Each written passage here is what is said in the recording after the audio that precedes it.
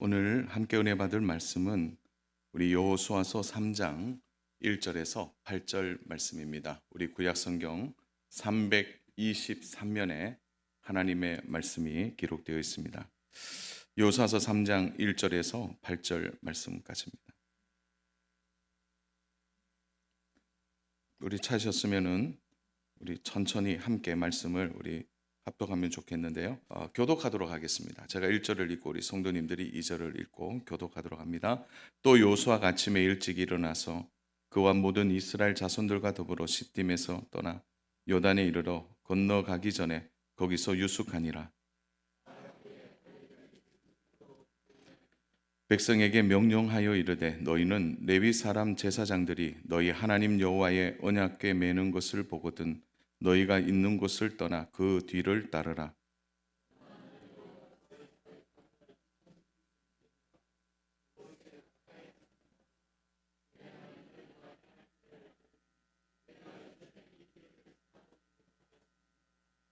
여호수아가 또 백성에게 이르되 너희는 자신을 성결하게 하라.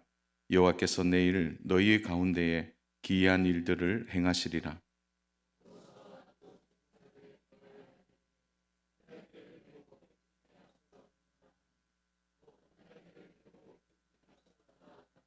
여호와께서 여호수아에게 이르시되 내가 오늘부터 시작하여 너를 온 이스라엘의 목전에서 크게 하여 내가 모세와 함께 있었던 것 같이 너와 함께 있는 것을 그들이 알게 하리라.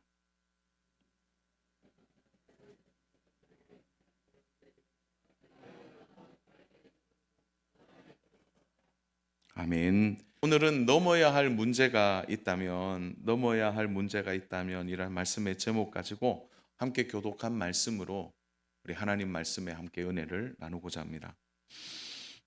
이스라엘 백성들을 부르는 대표적인 명칭이 있습니다. 그것이 바로 히브리인이다. 한번 따라서 해볼까요? 히브리인이다. 이렇게 말합니다. 근데 이 말의 유래는 아브라함이 가나안 땅에 들어왔을 때 가나안 사람들이 전혀 낯선 한 이방인이 강을 건너 왔다라는 것으로 처음 불렀던 것이 유래가 되었습니다. 그래서 창세기 14장 11절부터 13절에 보면 이 유래가 나오는데요. 우리 같이 한번 읽어볼까요? 내 왕이 소돔과 고모라의 모든 재물과 양식을 빼앗아가고 소돔에 거주하는 아브라함의 조카 롯도 사로잡아 그 재물까지 노락하여 갔더니 도망한 자가 와서 히브리 사람 아브라함에게 알리니 그때에 아브라함이 아모리 족속 마므레 상수리 숲을 근처에 거주하였더라. 마므레는 그 에스골의 형제요 또 아넬의 형제라. 이들은 아브라함과 동맹한 사람이었더라. 자, 여기 13절의 상반절에 보면 어떻게 하냐면 히브리 사람 아브라함에게 알렸다. 이때 히브리라는 말이 처음 등장합니다. 성경 전체에. 그러니까 이방인들은 아브라함을 어떻게 생각하냐면 강을 건너 온 사람이라는, 강을 건넜다라는 이브리라는 단어에서 히브리라는 단어가 나오게 됩니다. 그러니까 강을 건넌 사람들이라는 뜻이죠. 그래서 전혀 알지 못했던 이방인들이 강을 건너왔다. 그래서 붙여진 이름이 히브리인이라고 각인되어 있는 것이죠.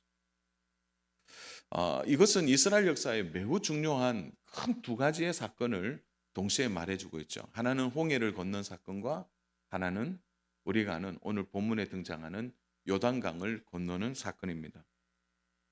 그런데 우리는 이런 질문을 할 수 있어요. 아니 강을 건넌 것이 뭐 그렇게 대단한 일인가? 강을 건넌다는 의미가 뭐 그렇게 큰 의미, 주목받을 만한 일인가 이렇게 생각할 수 있어요. 그러나 여러분 그 당시의 문화에서 강을 건너간다는 것은 매우 희귀한 일입니다. 다르게 얘기하면 이동이 거의 없는 시대에 전혀 낯선 곳을 강을 건너서 새로운 곳에 정착한다는 것은 그 당시 사람들의 생각으로는 이해할 수 없는 일이라는 거죠. 왜냐하면 당시에 강을 건너서 터전을 잡은 사람들이 없기 때문에 그렇습니다. 왜냐하면 강을 건너는 것은 곧 죽음을 의미하고, 강을 건너는 것은 곧 도전을 의미하고, 강을 건너는 것은 기약할 수 없는 미래를 이야기하기 때문에 그런 것입니다. 그래서 이 이브리, 다시 말해서 히브리라는 말은 매우 도전적인 말이고 매우 어려운 일을 행한 사람들이라는 뜻이 그 안에 포함되어 있는 것입니다. 그래서 아브라함의 별명이, 자, 강을 건넌 사람들, 히브리야, 히브리인이야. 그 히브리인이라는 이 단어가 오늘날의 이스라엘 백성들의 명칭이 된 것입니다. 히브리인들. 사랑하는 여러분, 아브라함이 강을 건넌 이유는 딱 하나입니다. 그것은 하나님의 말씀에 순종했기 때문에 가능한 일입니다. 물론 아브라함도 강을 건너는 일, 낯선 곳에 들어가는 일은 아브라함 입장에서도 매우 힘들고 어려운 일이에요. 그러나 그것을 뛰어넘을 수 있었던 것은 그에게 하나님의 말씀이 주어졌고 그 말씀에 순종했기 때문에 아브라함은 바로 히브리인의 시초가 되어진 것입니다. 주 안에 사랑하는 여러분, 오늘날의 강을 건너는 일은 너무 편한 일이에요.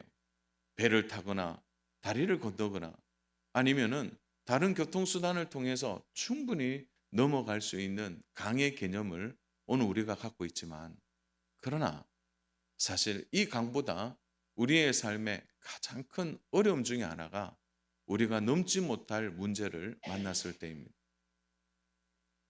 그 문제를 뛰어넘을 만한 힘이 부족하고 그 문제 앞에서 사로잡히고 때로는 그 문제를 가지고 끙끙 밤새 앓고 또 해결할 수 없어서 답답해 할 때 우리는 어떻게 해야 할까요? 우리도 강을 건넌다는 믿음의 확신이 있다면 우리는 어떤 마음으로 그 강을 건너가야 하는 도전에 우리가 다시 한번 내디딜 수 있을까요? 저는 오늘 이 강을 건너는 이 요단강을 지금 건너가야 될 이스라엘 백성들과 함께 오늘 우리의 삶을 좀 돌아보고 넘어야 될 문제가 있다면 우리는 어떻게 이 문제를 넘어가야 하는 것인지에 대해서 좀 세 가지로 짧게 정리해서 함께 말씀을 나누려고 합니다. 그 첫 번째로는요, 바로 하나님을 인정하라는 것입니다. 자, 우리 같이 한번 읽어볼까요? 시작. 우리 옆에 분 보고 축복하겠습니다. 하나님을 인정하십시오. 축복해 보세요. 시작.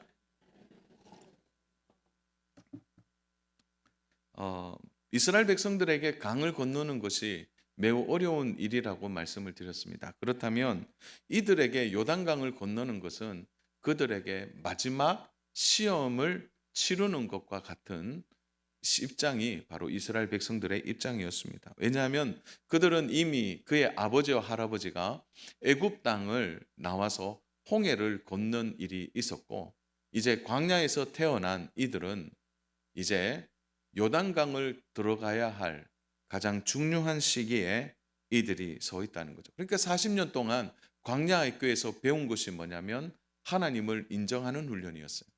만나와 메추라기를 통해서 하나님은 나의 공급자라는 것을 인정해야만 했고, 불기둥과 구름 기둥을 통하여 하나님은 자연을 다스리시는 분이라는 것을 인정해야만 했습니다. 그리고 바위를 쳐서 생수가 터져 나오는 것을 보고 생명이 하나님의 손에 있다는 것을 인정하는 것이죠. 이스라엘 백성이 40년 광야 생활에서 온통 배우고 배운 것은 바로 그들이 하나님을 인정하는 훈련이었습니다. 왜 이것이 중요할까요? 그것은 바로 하나님을 인정하는 것이 가나안에 들어갔을 때 바로 그들이 가장 어렵고 힘든 숙제가 바로 이 숙제였기 때문에 그런 것입니다. 가나안의 풍요한 풍요 속에서 그 풍성함 속에서 하나님을 인정하는 일은 좀처럼 쉬운 일이 되지 않기 때문에 그런 것입니다. 그래서 그들은 하나님을 인정하는 이 요단강을 건너는 이 시험을 통과해야만 했던 것이죠. 사랑하는 여러분, 부모님과 자녀들 사이에 여러분 관계를 가장 좋게 하는 것. 그래서 부모와 자녀 사이에 때로는 갈등이 있고 어려움이 생겼을 때 그것을 해결하는 가장 좋은 방법은 뭘까요? 다양하게 얼마나 많이 나와 있는지 모릅니다. 그런데 그 모든 책에서 이야기하는 것을 딱 우리가 내려놓고 성경적으로 들어가 보면 부모와 자녀 사이를 가장 아름답게 만드는 가장 중요한 일은 무엇일까요? 그것은 바로 자녀들은 부모님을 인정하는 것입니다. 다시 말해서 내 자녀들아 내 부모를 공경하라. 이 공경이라는 말은 부모의 위치와 부모의 권위를 인정하는 것입니다. 사랑하는 여러분, 부모님이 자녀들을 바라볼 때 자녀에게 많은 것을 기대하지 않아요. 그러나 자녀들이 꼭 부모님께 해야 될, 그리고 부모로서 자녀들 앞에 섰을 때 자녀들을 통하여 가장 부모의 마음이 흡족할 때가 뭐냐? 그 자녀들이 부모님을 인정할 때입니다. 자, 그러면 반대로 자녀들이 부모님을 보고 가장 행복해할 때가 언제죠? 그것이 바로 부모가 자녀의 연약함과 부족함에도 불구하고 그 자녀를 사랑하고 그 자녀에 대한 진심을 드러내고 그 자녀를 향하여 끝까지 인정하려고 하는, 다시 말해서 그 자녀의 말을 믿어주고 인정하려고 하는 그 인정하는 마음, 그것이 자녀들이 부모님에게 바라는 것입니다. 그래서 때로는 막 싸우면 자녀들이 그래요. 엄마, 제발 나를 좀 내 말 믿어줘. 아빠, 내 말 좀 믿어줘. 그 인정해 달라고 하는 것이. 여러분, 이런 인정이 관계 안에서 가장 깊어지는 중요한 중심입니다. 사랑하는 여러분, 하나님을 인정하는 일을 우리는 쉽게 말합니다. 하나님 저 인정하죠. 그러나 결정적일 때, 문제가 딱 생겼을 때, 어려움이 왔을 때 우리의 마음에 요동 없이 하나님을 인정할 수 있나요? 언약궤가 강을 건너는데 사실은 이성적으로는 도저히 이해가 되질 않는 일이죠. 하나님이 요단강을 건너게 하신 방법은 이스라엘 백성들의 입장에 이성적으로는 인정할 수 없는 일입니다. 우리 3절 말씀 우리 같이 한번 읽어볼까요? 3절입니다. 백성에게 명령하여 이르되 너희는 레위 사람 제사장들이 너희 하나님 여호와의 언약궤 매는 것을 보거든 너희가 있는 곳을 떠나 그 뒤를 따르라. 요단강을 건너는데 그 건너는 방법을 하나님이 말씀하시는데 언약궤를 메고 그 앞에 가라고 말씀하고 있는 거죠. 자, 여러분, 언약궤를 메는 일과 요단강을 건너는 일이 무슨 관계가 있나요? 지금 내 앞에 문제가 당장 해결해야 될 문제가 있는데 하나님 말씀을 읽고 하나님 말씀을 묵상하면서 이 문제를 풀어가라 이렇게 말한다면 여러분 그 말에 따를 수 있겠습니까? 목사인 저도요, 어떤 문제가 어떤 갈등이 생겨서 그 갈등을 해결하려고 할 때 하나님 말씀을 붙들고 기도하는 일은 참 쉬운 일이 아닙니다. 때로는요 그 문제 앞에 말씀이 참 무기력하게 보일 때도 있습니다. 하나님은 900m 정도 뒤에 서서 언약궤를 맨 제사장들이 먼저 요단강을 밟고 이스라엘 백성이 900m 뒤에서 그것을 보고 바로 함께 건너가라고 말씀한 것입니다. 그러면 왜 언약궤를 메고 가라고 한 것일까요? 왜 언약궤를 메고 그 뒤를 따르라고 한 것일까요? 사랑하는 여러분, 그러면 우리는 언약궤를 생각해 봐야 합니다. 언약궤는 가장 큰 중심이 바로 하나님의 임재를 상징하는 것이죠. 그 십계명의 돌판과 그리고 아론의 쌍난 지팡이와 만나가 들어있는 거죠. 사실은 이 모든 것이 하나님의 임재를 상징하는 것입니다. 그런데 우리는 하나님의 임재 이렇게 이야기하면 알기는 알겠는데 이걸 표현하기가 쉽지 않습니다. 하나님의 임재가 뭔지? 자, 그러면 하나님의 임재를 우리가 알고 따른다는 의미는 오늘 가장 큰 주제 중에 하나인 바로 이 부분과 연결된다는 거죠. 그것은 바로 하나님의 임재의 다른 말은 하나님을 인정하는 것입니다. 하나님의 임재가 우리 안에 올 때 하나님을 인정하는 것, 그것이 하나님의 임재의 반응이라는 거죠. 자, 히브리인들의 문제는 언약궤 자체가 능력인 줄 알았다는 거예요. 그러니까 언약궤 자체, 그 보이는 언약궤를 통해서 문제를 해결하려고 했습니다. 그래서 큰 실수들을 그들은 여러 번 저지르게 된 것이죠.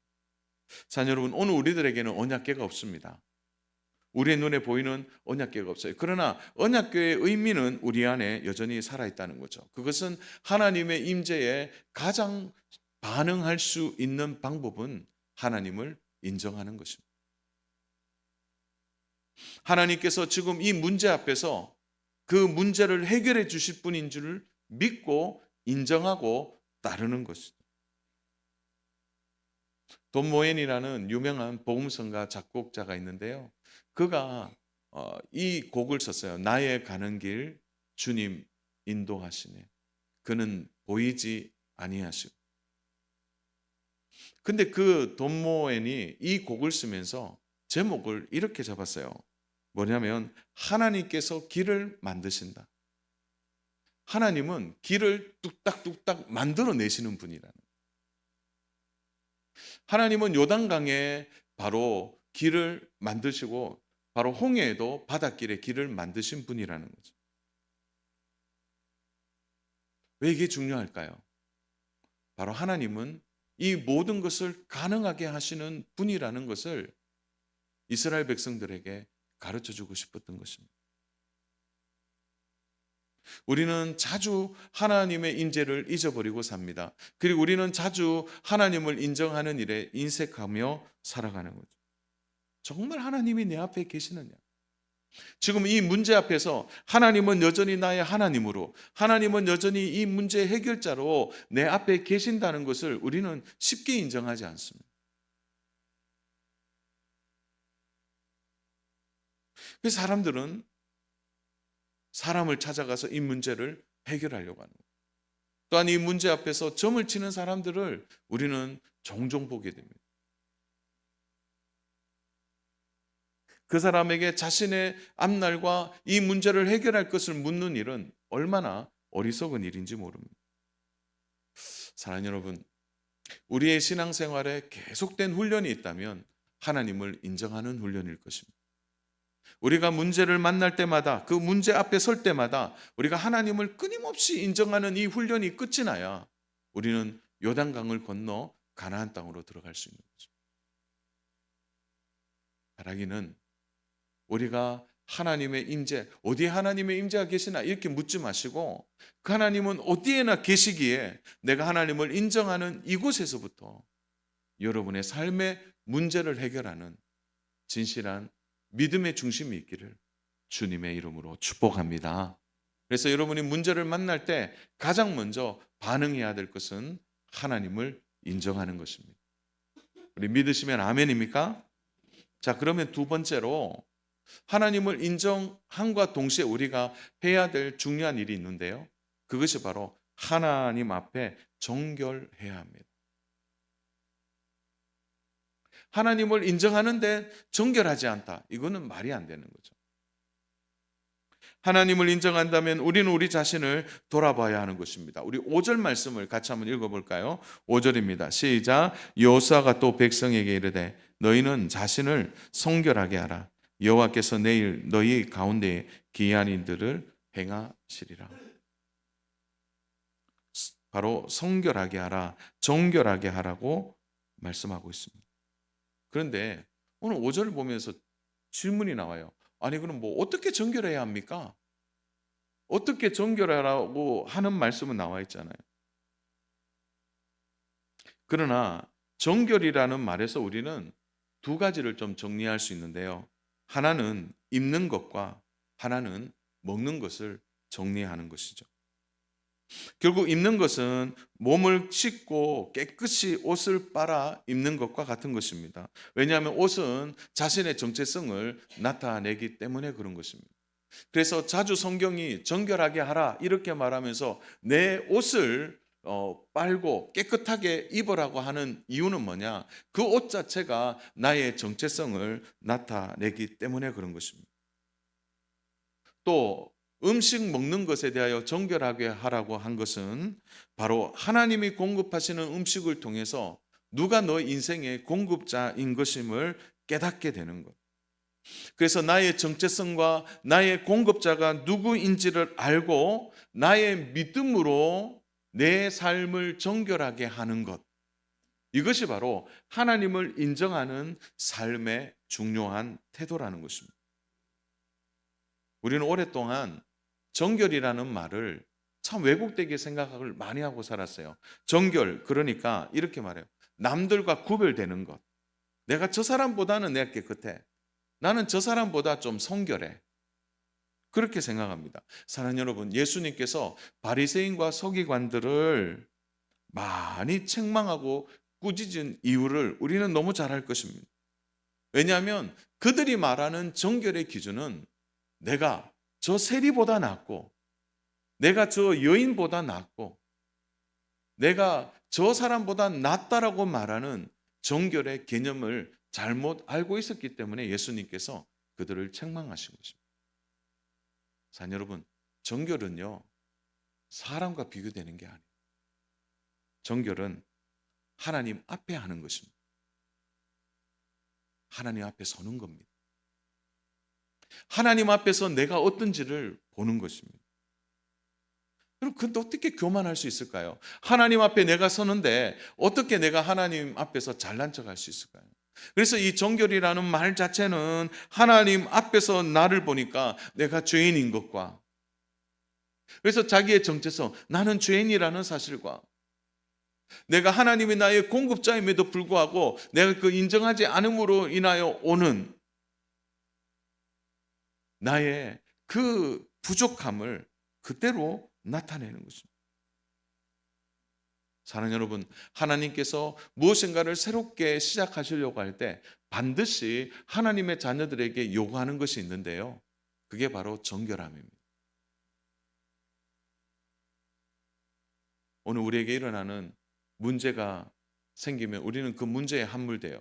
그래서 그 문제만 막 바라보게 되는데, 사랑하는 여러분, 진짜 경건은요, 그 문제를 바라보는 것이 아니라 그 문제를 통해서 내가 얼마나 지금 정결하고 내가 지금 얼마나 깨끗하게 살아가고 있는지를 돌아보는 그것에서부터 우리의 문제 해결이 시작되는 것입니다.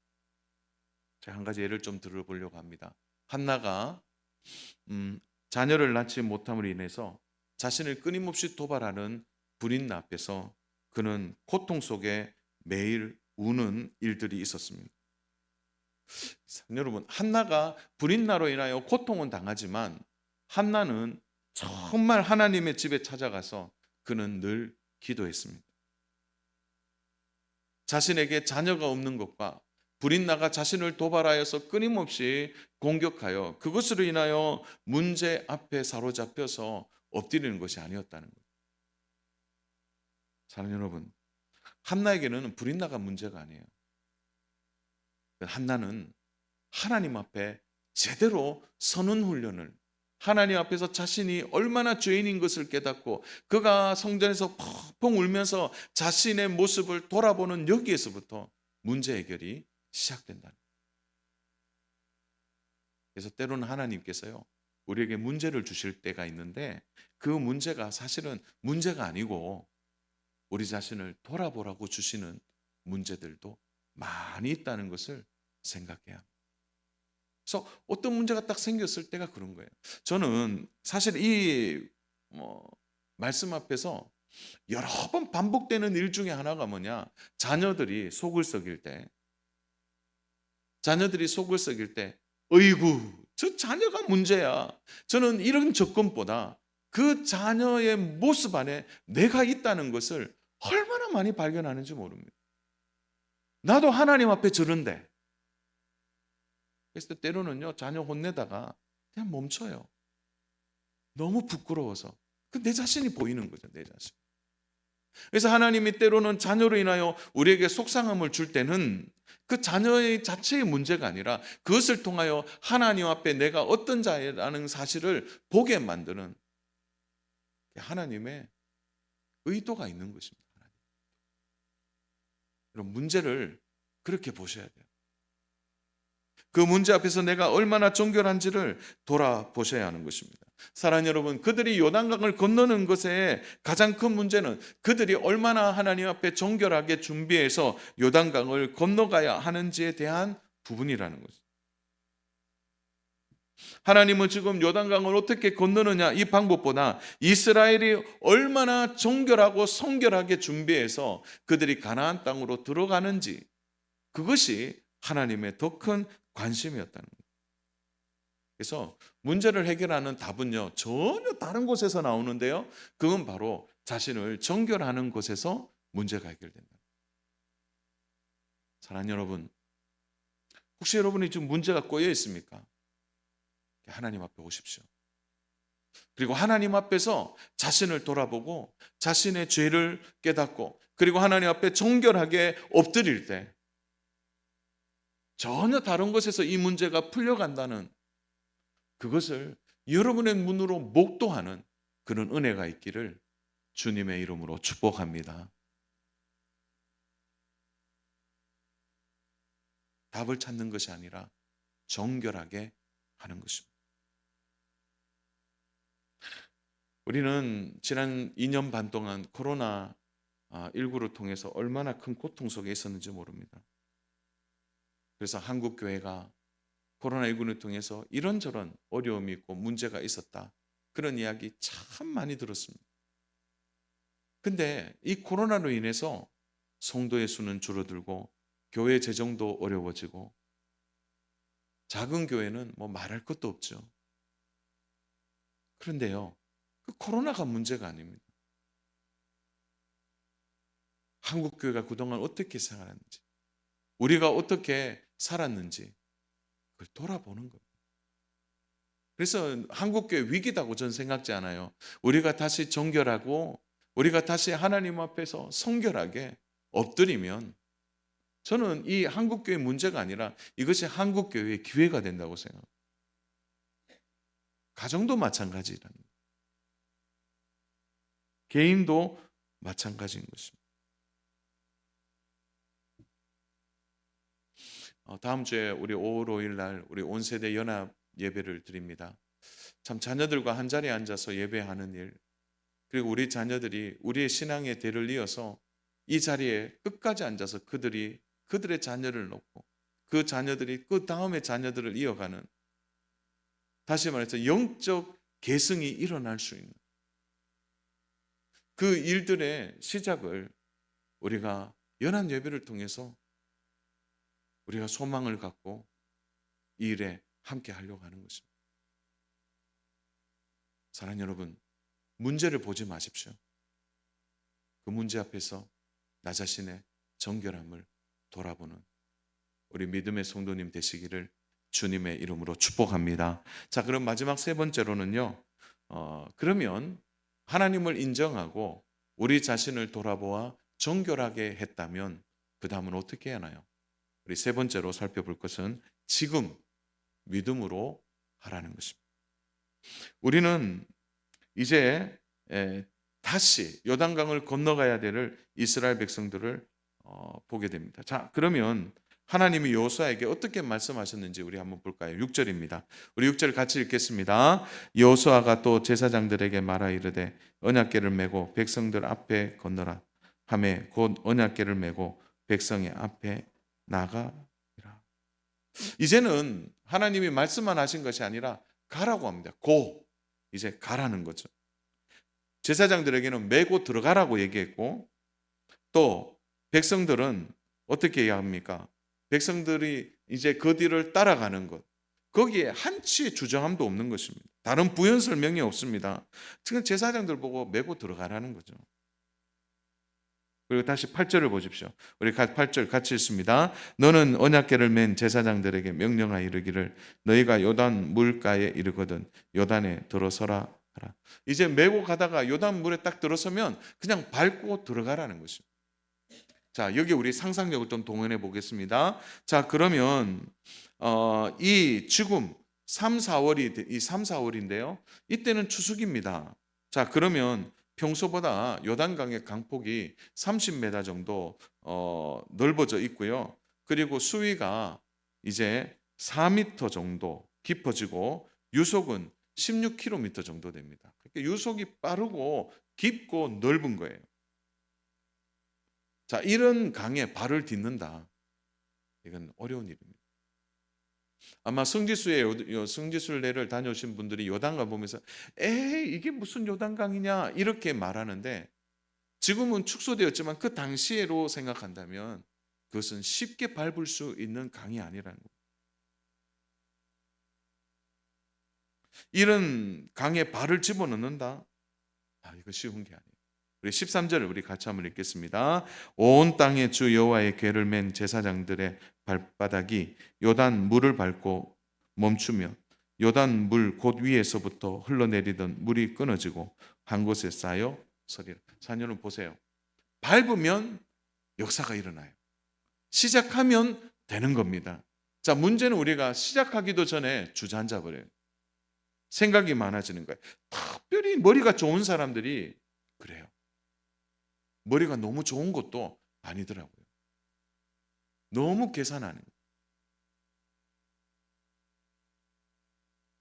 자녀 여러분, 시작하면 됩니다. 하나님을 인정하고 내 자신이 하나님 앞에 정결하게 되고 그리고 난 이후에 하나님의 말씀을 붙들고 시작하면 되는 겁니다. 우리가 왜 그런 모험을 하지 못하죠? 그것은 하나님보다 나 자신을 더 믿기 때문에 그런 것입니다. 우리 청소년들과 청년들이 좋아하는 스포츠 용품 중에 한 회사가요, 이런 광고 카피를 끊임없이 보낸 적이 있습니다. Just do it. Just do it. 이건 뭡니까? 지금 해보라는 거예요. 지금. 물론 상술로 지금 사라 이 말이거든요. 고민하지 말고 너 앞에 있는 신발 지금 사라. Just do it. 지금 해. 지금 옷 입어봐. 지금 신발 신어봐. 뭐 그런 뜻이에요. 그러나 오늘 우리의 신앙인들 가운데 오늘 우리의 마음에도 그렇게 주저하고 주저함으로 인해서 하나님 우리에게 주시는 기회들을 놓치는 일들이 얼마나 많이 있는지 모릅니다. 혹시 내가 이렇게 하다가 발이 빠지면 어떻게 되나? 내가 그렇게 믿음으로 나아갔다가 혹시나 부끄러움을 당하면 어떻게 하나? 아직도 자기의 자아가 하나님보다 더 큰 사람들이 있다는 거죠. 그러면 절대 요단강을 밟을 수가 없는 것입니다. 사랑 여러분, 우리가 문제 앞에 섰을 때 우리의 모습을 돌아봐야 합니다. 사랑 여러분, 하나님은 문제보다 크신 분입니다. 하나님은 오늘 우리들에게 그 문제를 주실 때는 답을 갖고 주시는 겁니다. 자, 문제는 그 답을 우리가 취하기 위해서 먼저 밟아야 한다는 것입니다. 믿음의 발걸음이 옮기는 것이 결코 쉬운 일이 아니라는 것은 알고 있습니다. 때로는 바보짓처럼 보이고 답이 없는 것처럼 보이는 것도 있어요. 그러나 믿음의 모험 없이 우리의 신앙이 어떻게 자랍니까? 주 안의 사랑 여러분, 위대한 일은요, 회의장에서 결정되는 것이 아닙니다. 여러분의 인생에 어떤 문제가 있을 때 그것이 하나님이 주시는 문제라고 생각하고 그 문제를 여러분이 딛고 넘어가기 위해서 여러분들은 영적 번지 점프를 해야 된다는 거예요. 뛰어내려가야 된다는 거죠. 하나님이 만드신 길은 믿음이 아니면 걸어갈 수 없는 길입니다. 하나님이 만드신 길은 반드시 답이 있고 그 길을 건너갈 때 하나님 우리에게 왜 이런 문제를 주셨는지를 깨닫게 될 것입니다. 사랑하는 여러분, 이제 4월이 지나고 5월, 6월, 7월 여러분 앞에 여러 계획들이 있고 여러분 준비하는 일들이 있습니까? 아니면 여러분의 가정에 또 여러분의 개인적으로 수없이 힘들고 어려운 일들이 있습니까? 그 문제 앞에 어떻게 대하시겠습니까? 사람 찾아가지 마세요. 하나님을 인정하십시오. 그리고 그 문제 앞에 자신을 정결케 하십시오. 그리고 난 이후에 하나님께서 말씀을 주실 때 여러분 움직이십시오. 믿음의 모험을 하십시오. 여러분이 믿음의 영적 번지 점프를 뛰게 될 때 여러분의 인생에 이 문제가 해결되죠. 하나님이 만드신 새로운 길을 여러분 걸어가게 되는 은혜가 있을 줄로 믿습니다.